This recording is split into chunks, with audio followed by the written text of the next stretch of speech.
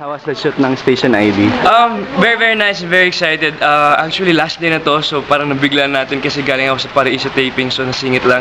But I'm very happy. It's parang Baywatch inspired, so nakaka-excite dahil mahilig ko din sa sun and the summer and the water, so it's gonna be nice. And you are solo, no? Yes.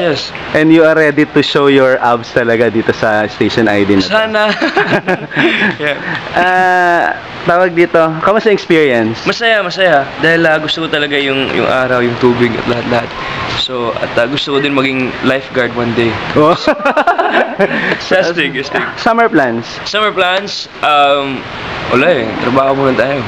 Everything's, I just wanna work and, yun muna. Work muna. Yung Paraiso, yeah. Paraiso, it's ending very soon. 3 more weeks. At abangan nyo po. Grabe yung mga eksena namin ngayon. Talagang maraming nangyayari. Action drama, na-kidnap, nahiwalay, nag-sex, lahat-lahat nangyayari.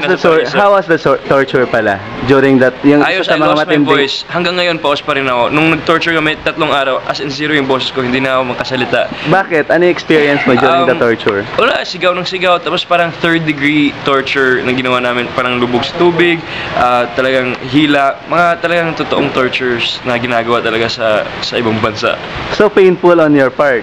Hindi naman. Talagang safety naman lahat. Pero parang kumbaga, we talagang rehearsed everything and then we tried to make gaya talaga kung paano talaga yung totoong torture. Ano ba yung pinakamatinding torture na ginawa sa'yo on this set? Lahat eh. Yung isa ginawa namin may barrel, tapos parang they drowned me inside. Tapos yung isa parang may tuwalya, tapos nilagay ng tubig, so drown naman. Tapos isa they tied me, tapos parang talagang hila talaga. At isa talagang mental torture. Kumbaga kung down ka talaga, sabihin na patay na yung anak mo, all this stuff. So talagang mental torture. Pinakamahirap dun sa lahat na yun, ano yung pinaka hindi mo malilimutan na part ng torture na yan? Pagkatapos ng torture, yung kiss kaya yun yung pinakamasarap. Talaga? So how was the kissing scene with Jessie with this kind of Ayos naman.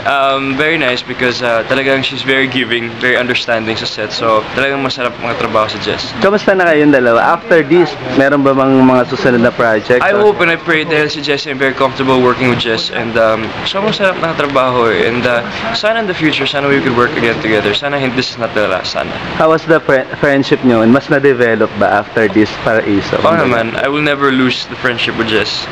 Meron ba bang susunod na level after the friendship na aabangan? Meron talaga yan eh, pero hindi natin alam kailan. Pero kumbaga, nasang level na yung friendship nyo ngayon eh, Jess?